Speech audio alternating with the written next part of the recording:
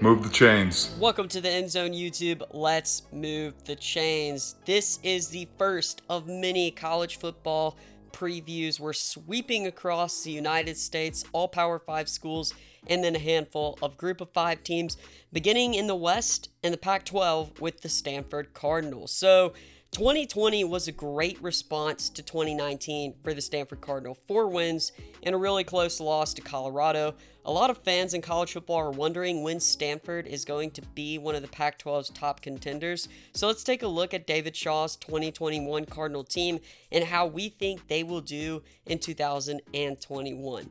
Starting off with the strength. Stanford loses some really important players on offense, but they keep 3 returning offensive linemen, and then Shaw firmly believes that this offensive line will be stout heading into the season. The running backs Austin Jones Jr. and Nathaniel Pete are under the radar ball carriers in the Pac-12 and should have success with a pretty good offensive line. The defense returns 7 starters, but they weren't a great unit last year, so a lot of people like to point out that teams return players, but in this case, I don't know if that's necessarily a strength.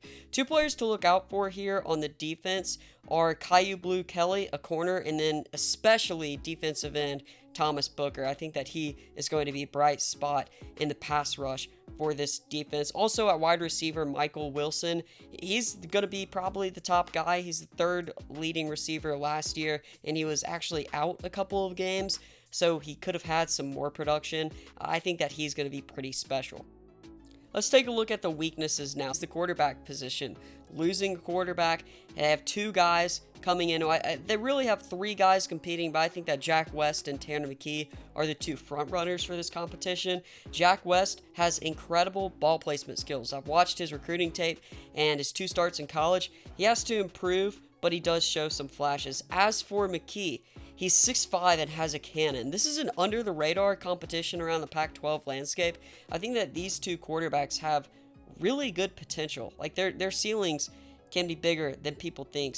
The defense as a whole, as I mentioned, they need to do better this year. It's been trending in the wrong direction with the defense for Stanford past couple of years, and it worries me that they did lose some key guys.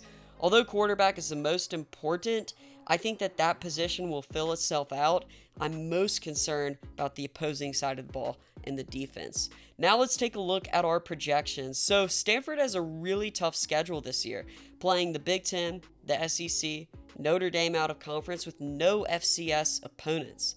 But they do play Vanderbilt, so take that as you will. Here's the schedule. I have 3 games that they should win: Vanderbilt, Washington State, and Oregon State. The good news is all of those games are away, so they have winnable games on the road.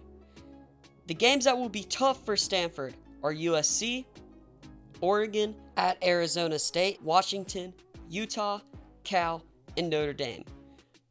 Those are games that on paper it feels like Stanford would lose, but 6 of these games are at home, so Stanford will get the home field advantage. And as we know in games past, Stanford and Notre Dame, Stanford's able to kind of beat or give Notre Dame tricky games when they play at home.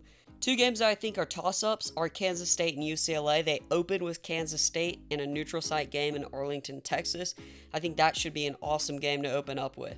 So say Stanford wins 2 of the 3 games that they should win, 3 of the 7 that they should lose, and split the 2 games that could be a toss-up. The Cardinals are already at 6 wins. 6-6 is a very realistic record for the Cardinal in 2021. I think that they have a ceiling of 8 wins and a floor of 4, but that floor could easily be up at 5. I don't see them losing 2 of the 3 games versus Vanderbilt, Washington State, and Oregon State, or at least they shouldn't, and they should catch some of the toss-up games and some of the games that they should lose.